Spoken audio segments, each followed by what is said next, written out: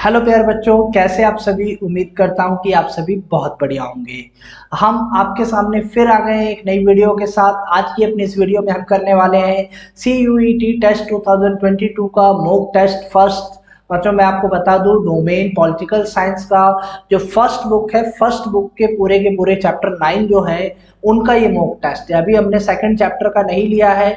आपका रिस्पॉन्स किस तरीके का है वो रिस्पॉन्स देखने के बाद ही हम आगे कुछ नई वीडियोस अपलोड करेंगे और देखेंगे कि क्या हमें सेकंड बुक के MCQs अपलोड करने चाहिए या नहीं करने चाहिए। तो बच्चों ये मॉक टेस्ट आपको कैसा लगा नीचे हमें कमेंट करके बताइएगा। अगर आप वीडियो पे नए हैं तो अभी हमारे चैनल को सब्सक्राइब कर लीजिए। CUET से रिलेटेड सभी तरह के जो MCQ वीडियोस हैं और मॉक टेस्ट है वो आपको हमारे चैनल पर प्रोवाइड करवाते जाएंगे। चलिए शुरू करते हैं आज के अपने इस वीडियो को और देखते हैं क्या क्वेश्चन हम आपके लिए लेकर आए हैं इस मॉक टेस्ट में। तो बच्चों पहला क्वेश्चन जो है वो आपका है कि क्यूबा मिसाइल संकट के समय USSR के नेता कौन थे। तो बच्चों इसका राइट आंसर है option C, Nikita Khrushchev. Nikita Khrushchev जो थे वो उस समय USSR के नेता, सोवियत संघ के नेता थे। अपने अगले प्रश्न की तरफ हम आ जाते हैं। अपने अगले प्रश्न में कहा गया कि सोवियत संघ ने अफगानिस्तान में कब हस्तक्षेप किया था। तो बच्चों इसका राइट आंसर है ऑप्शन बी, 1979 में। 1979 में सोवियत संघ के द्वारा अफगानिस्तान में हस्तक्षेप किया गया था। अपने अगले प्रश्न की तरफ आ जाते हैं। नई विश्व व्यवस्था की संज्ञा किस अमेरिकी राष्ट्रपति ने दी थी। तो बच्चों इसका right answer option B, George Bush. George Bush के द्वारा कहा गया था कि एक नई तरह की विश्व व्यवस्था है जब संयुक्त राष्ट्र संघ ने खाड़ी कुवैत को आजाद कराने के लिए इराक पर हमला करने की परमिशन दी थी। तो इसे नई विश्व व्यवस्था की संज्ञा दी गई। अगले प्रश्न की तरफ आ जाते हैं। अगले प्रश्न में कहा गया कि भारत और चीन के बीच में पंचशील समझौते पर कब हस्ताक्षर किए गए थे। तो भारत और चीन के बीच में पंचशील समझौता ऑप्शन ए 1954 में हस्ताक्षरित हुए थे। नेक्स्ट प्रश्न, भारतीय शांति सेना श्रीलंका कब गई थी। बच्चों भारतीय शांति सेना श्रीलंका में वहां के गृह युद्ध को शांत कराने गई थी, जो गृह युद्ध तमिलों और सिंधियों के बीच में चल रहा था। भारत सरकार के द्वारा इस शांति सेना को ऑप्शन ए 1985 में श्रीलंका में भेजा गया था। अगले प्रश्न की तरफ आ जाते हैं। अगले प्रश्न में कहा गया कि संयुक्त राष्ट्र संघ की स्थापना कब की गई। तो बच्चों संयुक्त राष्ट्र संघ की स्थापना ऑप्शन डी 24 अक्टूबर 1945 को की गई। इसके जस्ट 6 दिन बाद जो है 30 अक्टूबर को संयुक्त राष्ट्र संघ में भारत भी क्या हो जाता है, शामिल हो जाता है। अपने अगले प्रश्न की तरफ आ जाते हैं। अगले प्रश्न में कहा गया कि कितने देशों के द्वारा जैविक हथियार समझौते BWC पर हस्ताक्षर किए गए हैं। BWC पर हस्ताक्षर लगभग 155 देशों ने किए हैं। बच्चों इसी में एक क्वेश्चन और निकल के आता है, आप हमें कमेंट करके बताइए कि BWC की फुल फॉर्म क्या है। ठीक है बच्चों, अगर आप बताते हैं तो अच्छी बात है, वरना नेक्स्ट वीडियो में हम BWC की फुल फॉर्म आपके लिए लेकर आएंगे। बहुराष्ट्रीय company western mining corporation WMC किससे संबंधित है। WMC को किससे संबंधित किया गया है।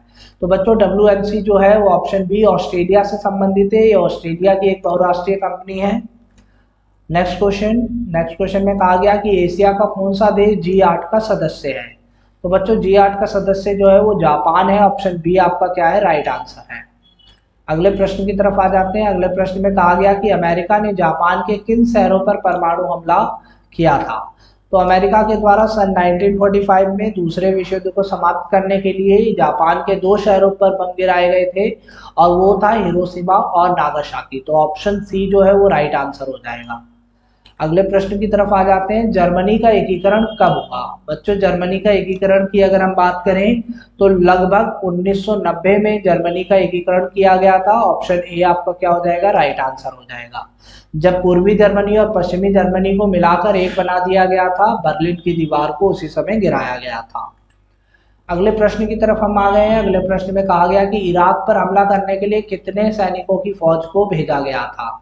तो बच्चों इराक पर हमला करने के लिए लगभग 6,60,000 सैनिकों को भेजा गया था और ये जो सेना थी वो 34 देशों की मिलीजुली सेना थी, जिसको लीड करने का काम अमेरिका कर रहा था, जिसमें से 75% सैनिक जो थे वो सिर्फ और सिर्फ अमेरिका के थे। अगले प्रश्न की तरफ आ जाते हैं। अगले प्रश्न में कहा गया कि तिब्बत के किस धार्मिक नेता ने भारत से राजनीतिक शरण मांगी है। तो बच्चों भारत से राजनीतिक शरण मांगने वाले थे ऑप्शन बी दलाई लामा।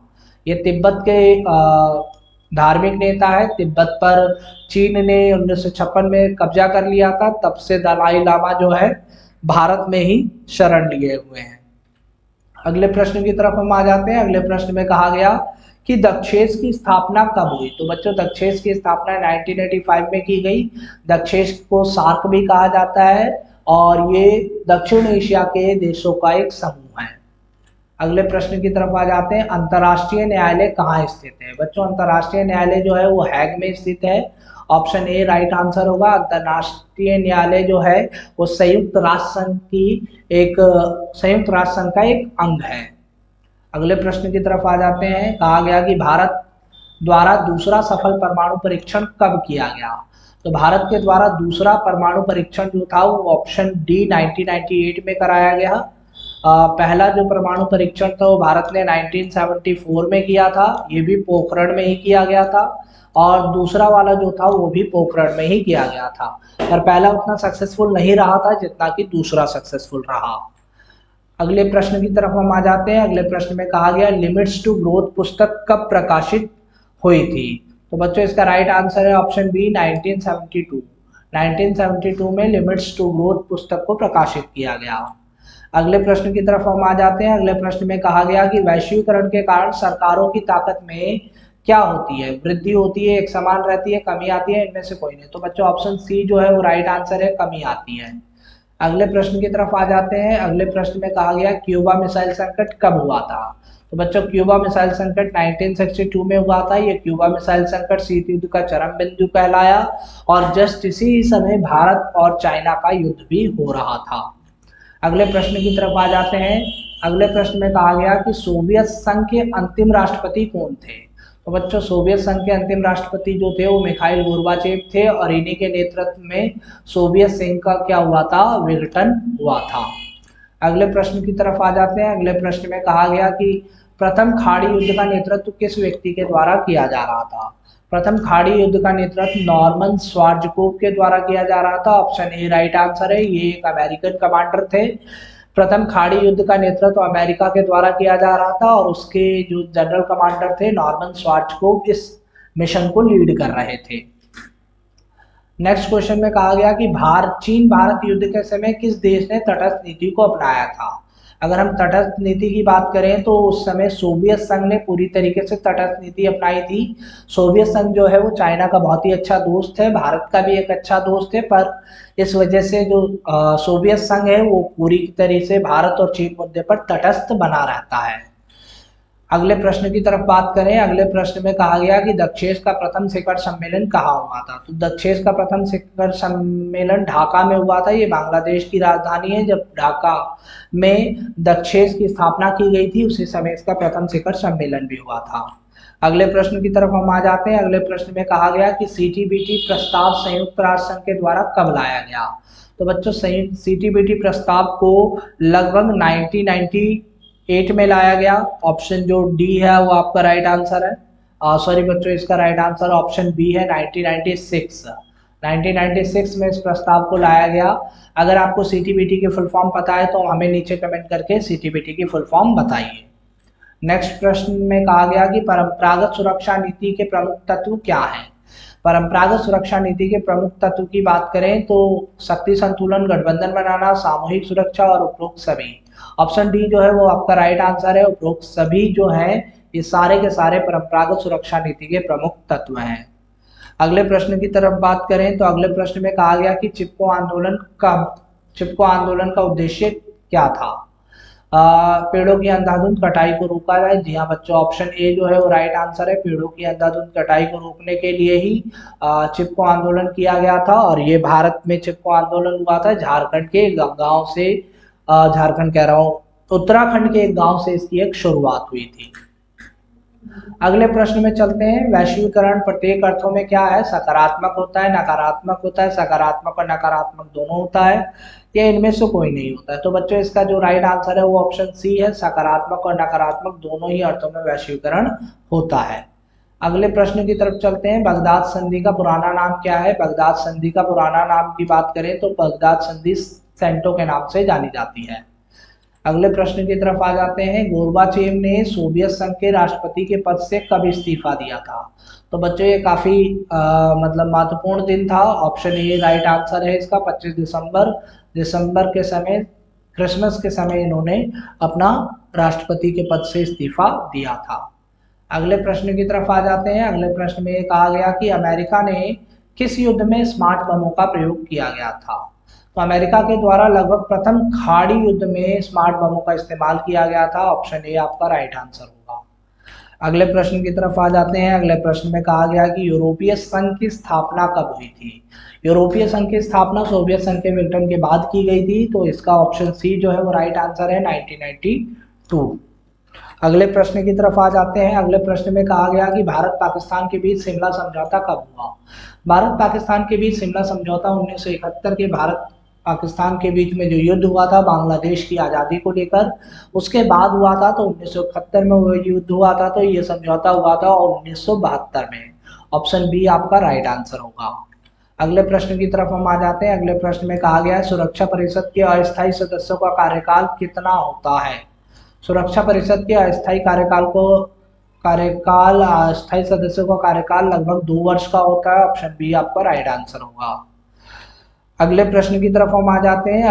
अगले प्रश्न में कहा गया कि सुरक्षा धारणा के तहत रासायनिक हथियार संधि कब की गई थी? सुरक्षा धारणा के तहत रासायनिक हथियार संधि को ऑप्शन सी 1995 में किया गया था। अगले प्रश्न की तरफ आ गए हम। अगले प्रश्न में कहा गया कि टिहरी बांध का विरोध करने के पीछे क्या कारण है?